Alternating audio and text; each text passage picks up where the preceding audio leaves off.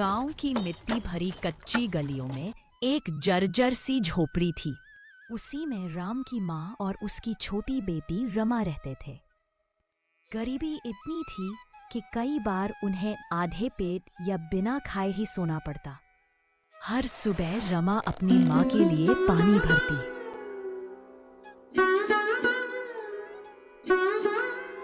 चूल्हा जलाने की कोशिश करती, लेकिन घर में अनाज का एक दाना भी नहीं होता।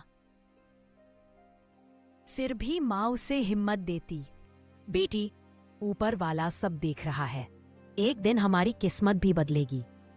रमा पूछती, लेकिन माँ, कब बदलेगी हमारी हालत?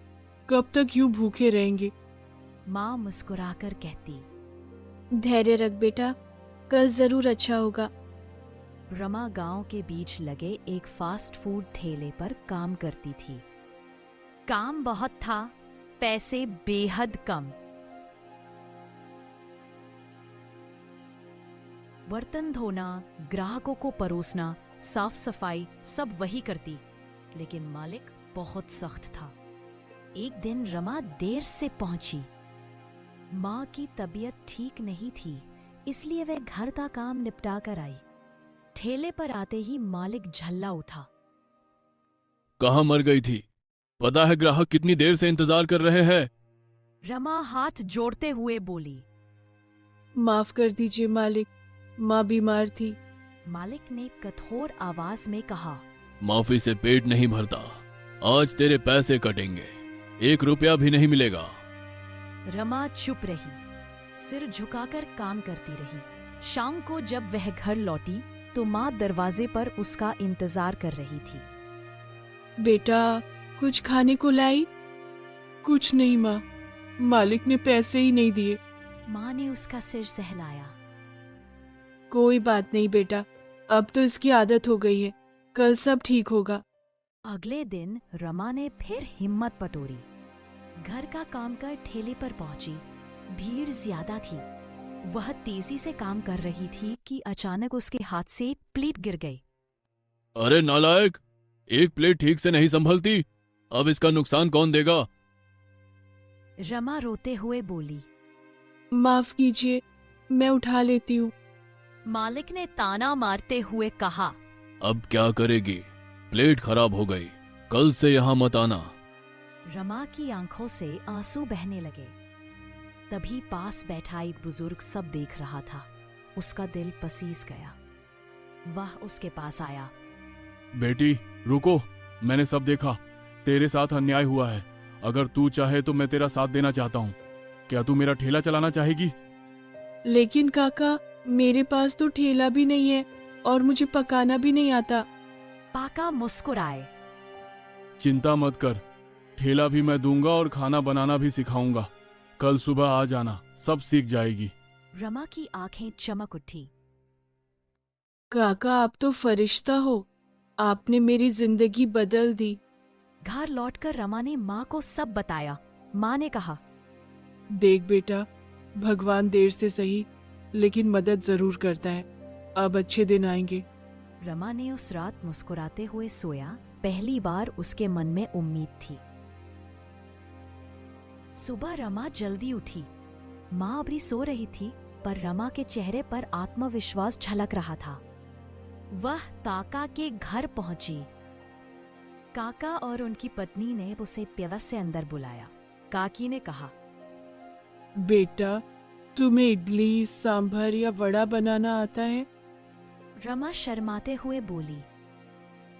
नहीं काकी। काका ने पूछा। तो फिर क्या बना लेती हो? रमा ने जवाब दिया, बस आलू और मिर्च के पकौड़े।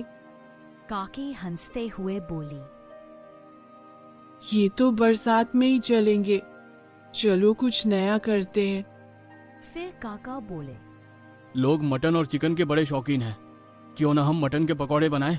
कुछ अलग होगा, लोग जरूर पसंद करेंगे। रमा चौंकी। मटन के पकौड़े? लेकिन मुझे तो बनाना आता ही नहीं। काकी ने प्यार से कहा, चिंता मत कर बेटा, मैं सब सिखाऊंगी। तय हो गया, अब रमा का ठेला मटन पकौड़ों का होगा। काका बाजार से ताजा मटन, बेसन और मसाले ले आए। काकी ने मटन को धोकर उसमें दही, अदरक लहसुन का पेस्ट, हल्दी, मिर्च, नमक और नींबू मिलाकर मैरिनेट किया।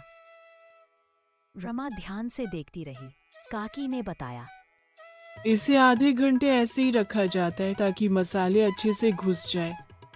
फिर बेसन का घोल बनाया और उसमें मटन मिलाकर गरम तेल में तलने लगी। जैसे ही पकौड़े तले, खुशबू से पूरा घर महक उठा।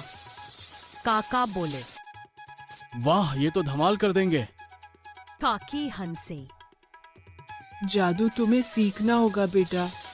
रमा ने सब याद कर लिया। काका ने उसे अपना पुराना ठेला दिया। अब से ये तुम्हारा है, मेहनत करो, नाम रोशन होगा। शाम को रमा ने कुछ पकौड़े घर ले जाकर माँ को खिलाए। माँ की आंखें चमक उठी। ये तो कमाल है। क्या तुम इन्हें बेचना चाहती हो? रमा ने मुस्कुरा कर कहा, हाँ माँ, कल से नया काम शुरू होगा। हमारी किस्मत बदल जाएगी। सुबह रमा ने तैयार होकर ठेला लेकर गांव के चौक पर डेरा जमा दिया। तेल गरम किया, पकौड़े तलने लगी। महक फैलते ही लोग रुकने लगे, पर कोई खरीदने आगे नहीं आया। रमा घबराई ही थी कि दो लोग ठेले पर आ खड़े हुए। अरे, तुम वही हो ना जो चिकन ठेले पर काम करती थी? हाँ, पहले करती थी, अब अपना ठेला चला रही हूँ। रमा ने गर्व से कहा, ये क्या बना रही हो? ये मेरी खास डिश है, मटन के पकौड़े। वाह, पहली बार सुन रहे हैं। चलो 2 प्लेट लगाओ। रमा के चेहरे पर खुशी दौड़ गई। जैसे ही इन्होंने पहला कोर खाया, उनकी आंखें चमक उठी। अरे वाह, इतने कुरकुरे, इतने स्वादिष्ट पकौड़े कभी नहीं खाए। धीरे धीरे लोग जमा होने लगे। सभी ने ऑर्डर दिए। कुछ ही घंटों में पकौड़े खत्म हो गए और रमा के पास पैसे की थैली भर गई। शाम को वह काका के घर पहुंची। काका, आज तो कमाल हो गया। सबको पकौड़े पसंद आए, पूरा ठेला बिक गया। काका मुस्कुराए। बेटी, असली मेहनत तो तुम्हारी है, हमने बस रास्ता दिखाया है। अब तुम्हें कौन रोक सकता है? रमा की आंखों में आत्मविश्वास चमक रहा था। घर लौटकर माँ दरवाजे पर इंतजार कर रही थी। कैसा रहा आज का दिन बेटा? माँ, सारे पकौड़े बिक गए। हमारे पास अच्छे पैसे हैं, अब भूखा नहीं सोना पड़ेगा। माँ की आंखें भर आई। भगवान तेरा भला करे बेटी, अब हमारी परेशानियां खत्म हो जाएंगी। रमा ने मुस्कुराते हुए कहा, हाँ माँ, यही पकौड़े हमारी किस्मत बदल देंगे। उस रात पहली बार रमा ने चैन की नींद ली। भूख की जगह पेट भरा था। इसी तरह रमा आगे बढ़ती चली गई और अब रमा खुशी खुशी जीने लगी थी। तो दोस्तों, कैसी लगी आपको हमारी कहानी? और अगर अच्छी लगी हो तो लाइक और सब्सक्राइब करना मत भूलना।